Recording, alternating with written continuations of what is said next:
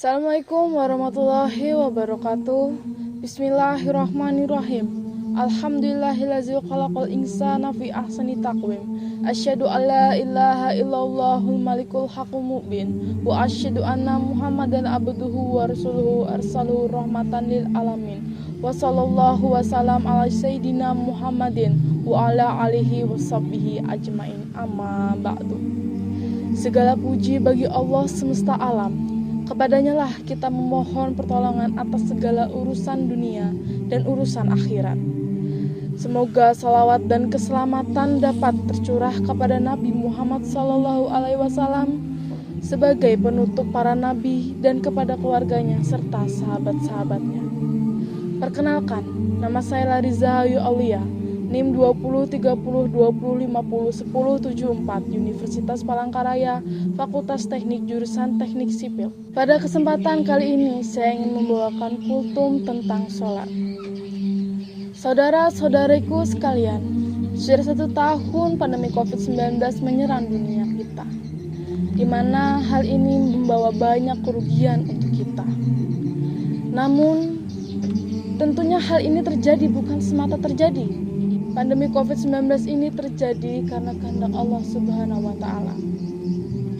Pandemi COVID-19 ini membuat munculnya protokol kesehatan yang membuat kita saling menjaga jarak, meminta kita untuk tidak keluar rumah, yang menyebabkan kita sulit untuk keluar rumah. Namun adanya pandemi ini bukan berarti menghambat kita untuk beribadah serta berucap syukur kepada Allah Subhanahu wa Ta'ala. Kita tahu Allah Subhanahu wa Ta'ala memberikan kita kemudahan selalu dalam beribadah. Beribadah adalah hal wajib yang dilakukan kita oleh umat manusia. Kita muslim dan muslimah tentunya wajib melakukan ibadah, terutama ibadah salat.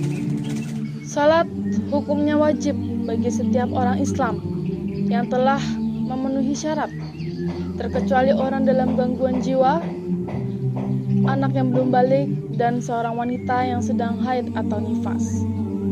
Salat merupakan salah satu tiang agama, maka agar kita tetap berdiri kokoh, salat harus dilaksanakan. Maka dirikanlah salat. Sesungguhnya salat itu adalah kewajiban yang ditentukan waktunya atas orang-orang yang beriman. Quran Surah An-Nisa ayat 103. Salat dapat dilakukan sendiri atau dilakukan secara berjamaah. Salat berjamaah merupakan salah satu keutamaan yang sangat luar biasa dalam agama Islam. Salat berjamaah sangat ditekankan dalam agama, bahkan mendapatkan posisi paling depan di sisi Allah Subhanahu wa Ta'ala dan Rasulullah SAW. Bahkan salat berjamaah lebih utama 27 derajat dibandingkan oleh orang-orang yang melakukan salatnya sendirian. Namun, bagaimana kita bisa salat berjamaah di tengah pandemi ini, di mana saf yang ada harus rapat, namun kita diminta untuk menjaga jarak? Apakah salat di rumah pahalanya sama ketika melaksanakannya berjamaah di masjid? Dalam kaidah fikih disebutkan bahwa menolak musfadah atau kerusakan jauh lebih diutamakan daripada mengambil maslahat. Pahala salat berjamaah memang sangat besar, tetapi tetap mengadakan salat berjamaah dalam situasi wabah ini berpotensi mendatangkan kerusakan yang jauh lebih besar dibandingkan maslahat berjamaah. Dalam hadis disebutkan,